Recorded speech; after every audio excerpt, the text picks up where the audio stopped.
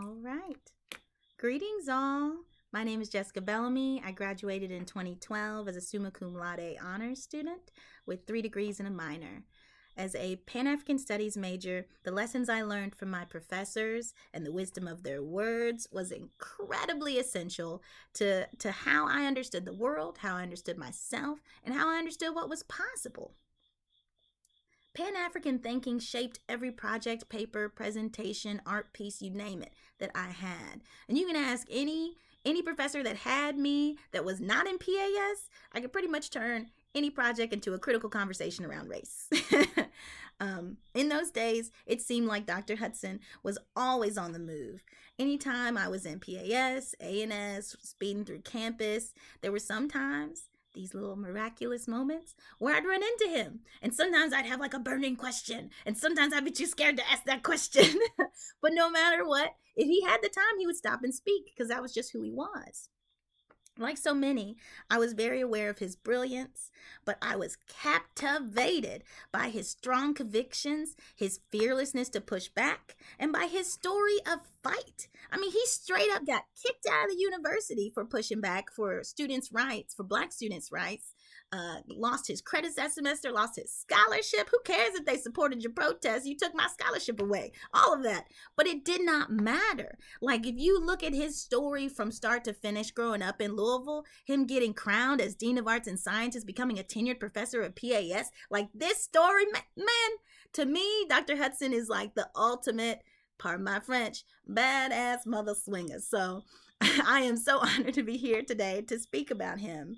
And I want to say too that, like, for all these things that he was in life, he was extremely approachable, always sincere, and he had an air of lightness about him.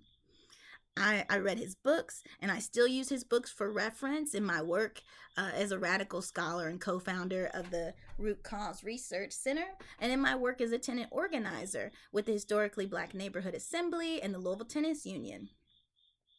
I wanted to read an excerpt from one of his contributions to a scholarly journal called the Diversity and Community, Diversity and Community and Interdisciplinary Reader.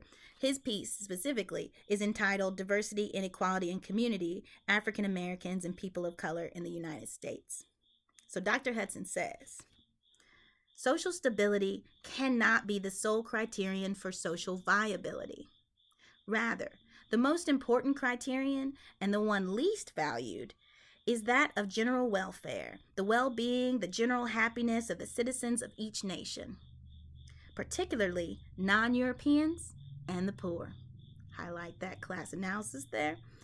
Implicit to this criterion is the ideal that every human being in any given society should be able to trade places with any other human being in the same society and still be assured of living a secure, healthy, and meaningful life.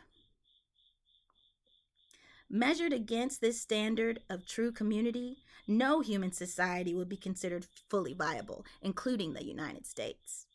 Thus, ultimately, the choice is between a society that would work well for some, or a society and world that work well for all, or at least most.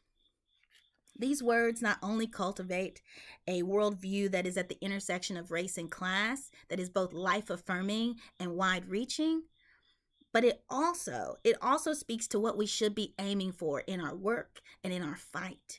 And that is a world that works for all of us, that's good for all of us, not just some of us. In my time at U of L, I was honored to become a J. Blaine Hudson Scholar.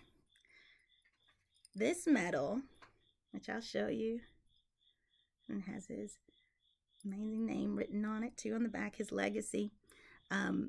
This medal is given to high-achieving African-American students, and we're honored at the African-American Scholar Recognition Reception, really in celebration of our academic accomplishments. And what I remember from that day that I went to the reception was entering a room on campus that I'd never been before, but that had huge, bright windows. Light was everywhere. And tables were covered with thick and pristine white tablecloths, and Black students and faculty were together and talking with big smiles and deep laughs. There was a stage in the room, and I was very much not dressed for a formal occasion, but luckily for me, Dr. Hudson didn't care. I remember him giving us each our medals and fortifying us with his words to keep going. This was not the checkpoint. This was merely a stop along the way. We had to keep going, keep working hard, and keep fighting on. And I appreciate his perspective. It made sense to me, and the urgency of this time, that back then, just as it is now, is not lost on me. I really appreciate being invited to remember him, to speak of experiences and how he's connected and touched my life, to speak of how he's encouraged me in his kindness and the fire in his belly. I appreciate being able to do that today, so thank you for the invite. I hope everyone has a great day, and happy birthday, Dr. Hudson. Thank you.